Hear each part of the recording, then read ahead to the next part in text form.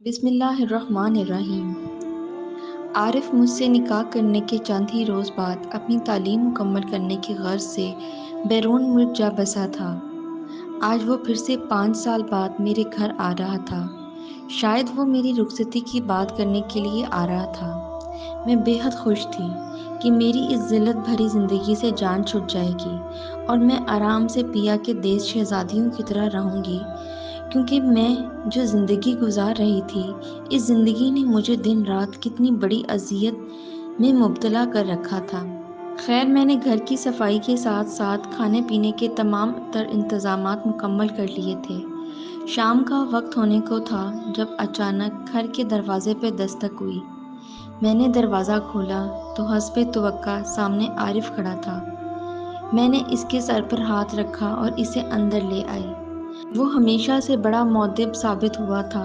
خاموشی سے مہمان خانے آ کر بیٹھ گیا۔ گھر پر اماں کے علاوہ ابا بھی موجود تھے، لیکن بیماری کی وجہ سے وہ بستر کے ہو کر رہ گئے تھے۔ اس وقت وہ گہری نیند سو رہے تھے۔ میں عارف کے لیے چائے لے کر آئی تو ہمارے درمیان رسمی سلام دعا کا تبادلہ ہوا۔ اس کے بعد وہ چائے پیتے میری جانب بہت گہری نگاہوں سے دیکھ رہے تھے، جن کے ساتھ میں مزید سمٹ جایا کرتی تھی۔ لیکن آج اس کی آنکھوں میں ایک عجیب سا احساس تھا۔ نہ جانے وہ کیا تھا جسے میں سمجھ نہیں پائی۔ مجھے دیکھتے ہی ایک دم بولا، آنٹی، سنا ہے آپ کی بیٹی شعر بہت اچھا پڑھتی ہے۔ میں بھی سننا چاہتا ہوں، اگر آپ کی اجازت ہو۔ تو عارف کی یہ بات کہنے کی دیر تھی کہ ایک دم چونک سی گئی، مگر میں نے جذبات کو قابو کرتے ہوئے کہا، نہیں، ایسی تو کوئی بات نہیں۔ میں اپنی بات مکمل نہیں کر پائی تھی کہ اماں نے میری جانب دیکھا اور بولی، بیٹی، تمہارے شوہر کوئی فرمائش کر رہا ہے تو پوری کر دو۔ اماں کی بات سن کر میرا دل مٹھی میں آ گیا۔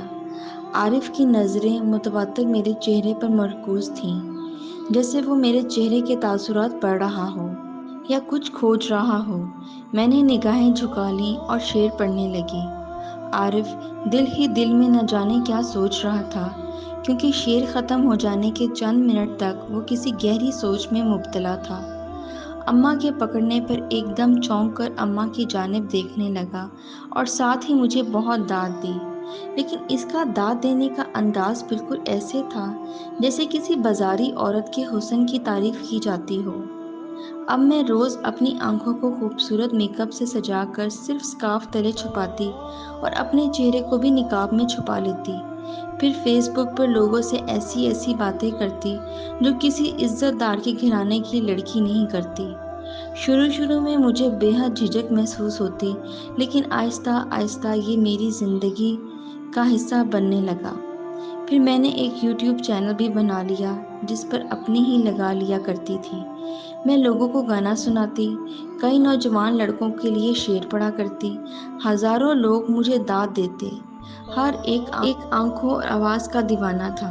آہستہ آہستہ میری شہرت بڑھنے لگی، میرے فینس کی تعداد ہزاروں سے لاکھوں میں ہو گئی۔ اس مقام تک آنے میں اچھی خاصی محنت کی تھی، لیکن یہ میں بھول گئی تھی کہ آج کل ہر انسان جدید ٹیکنالوجی سے متعارف ہو چکا ہے، کہیں کوئی اپنا مجھے پہچان نہ لے۔ کبھی کبھی دل چاہتا کہ یہ سب کچھ چھوڑ دوں، مگر میرے پاس کوئی راستہ نہیں تھا۔ آہستہ آہستہ میرے ماں باپ کا اچھا علاج ہونے لگا۔ میں کسی طور پر یہ سب کچھ چھوڑ نہیں سکتی تھی۔ جن بہنوں کے بھائی جیتے جی مر جائیں، وہ ایسی زندگی گزارنے پہ مجبور ہو جاتے ہیں۔ دن ہفتے سالوں میں گزر گئے۔ کئی بار دل میں خیال آتا کہ اگر عارف کو اس سب کے بارے میں معلوم ہو گیا تو میرا کیا بنے گا، کہ وہ دن آ ہی گیا کہ عارف کے سامنے میرا یہ راز کھل گیا۔ میرا جی چاہتا تھا کہ زمین پھٹے اور میں اس میں غرق ہو جاؤں، لیکن ہم جیسے گناہ گاروں کی زندگی اتنی آسانی سے کہاں تمام ہوتی ہے۔ میرے ساتھ بھی ایسا ہی ہو رہا تھا۔ کئی دن عارف کے دیے ہوئے پیسوں کے ساتھ کٹ گئے۔ میں وہ رقم استعمال نہیں کرنا چاہتی تھی، لیکن میرے پاس اور کوئی چارہ نہیں تھا۔ آہستہ آہستہ وہ ختم ہو گئی۔ مجھے پھر سے اس کیمرے اور موبائل کا سہارا لینا پڑا۔ میں روز خود کو ملامت کرتی، لیکن پھر مجبور ہو کر وہی گناہ کر بیٹھتی۔ میں نہیں جانتی تھی کہ میرا یہ گناہ میرے گلے کا توق بن جائے گا۔ ایک روز مجھے گھر کا سامان لینے باہر جانا پڑا۔ میری چادر سوکھنے کے لیے ڈالی ہوئی تھی۔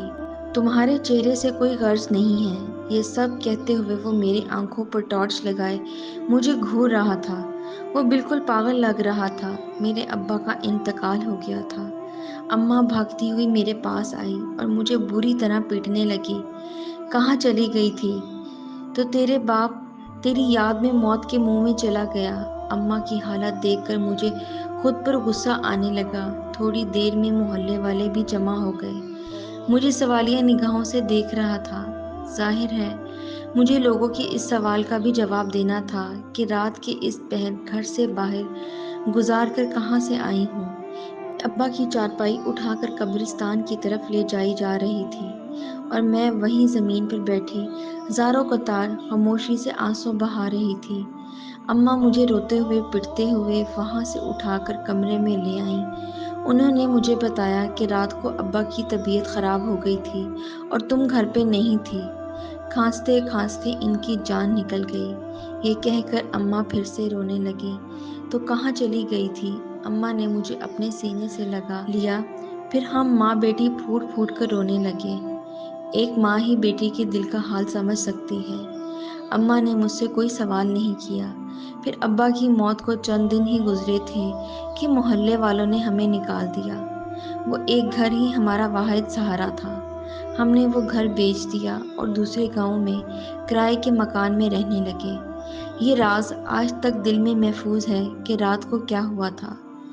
میرے بھائی کو میں نے دوبارہ کبھی نہیں دیکھا۔ میں ہر وقت اپنے اللہ سے معافی مانگتی ہوں کہ میرے گناہوں کو معاف کر دے۔ میں نے نئے محلے میں اپنی جان پہچان بنا لی ہے۔ میں کیسے بھول سکتی تھی کہ بے شک ساری دنیا ہمیں چھوڑ دے لیکن اللہ کبھی نہیں چھوڑتا۔ اب میں نے اپنے رب کا سہارا لیا ہے۔ میں محلے کے بچوں کو قرآن پڑھاتی ہوں اور باقی وقت اپنے گھر کے کاموں اور اماں کی خدمت میں گزارتی ہوں۔ شاید اللہ نے مجھے معاف کر دیا تو پھر محلے کے لوگ ہماری عزت کرتے ہیں۔ لیکن ایک بات آپ سب سے پوچھنا چاہتی ہوں کہ کیا مجھے اس رات کا راز اپنی ماں کو بتا دینا چاہیے یا پھر زندگی اسی طرح خاموشی سے چلتی رہے جیسے کچھ سالوں سے چل۔ پیارے دوستو، اپنا قیمتی وقت دینے کا شکریہ۔ ہم امید کرتے ہیں آپ کو ہماری ویڈیو پسند آئی ہوگی۔ مزید اچھی سٹوریز دیکھنے کے لیے ہمارے چینل کو سبسکرائب کر دیں۔ ملتے ہیں کسی نئی سٹوری کے ساتھ۔ اللہ حافظ۔